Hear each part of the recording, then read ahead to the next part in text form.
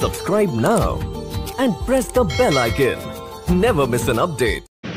Hello guys, मैं हूं दिनेश। एक बार फिर से आप सबका स्वागत है एक नई वीडियो में। दोस्तों आज के वीडियो में हम अनबॉक्सिंग और रिव्यू करने वाले हैं सेनवो ब्रांड के पिलर को की, जो कि वॉश बेसिन का नल है। नॉर्मल साइज़ से थोड़ा बड़ा नल है, साइज़ आपको इस बॉक्स फुल के अंदर देखने को मिल जाएगी। तो दोस्तों वीडियो को आप पूरा देखें, चैनल पर नए हैं तो सब्सक्राइब करके पास वाले बेल आइकन को जरूर दबाएँ।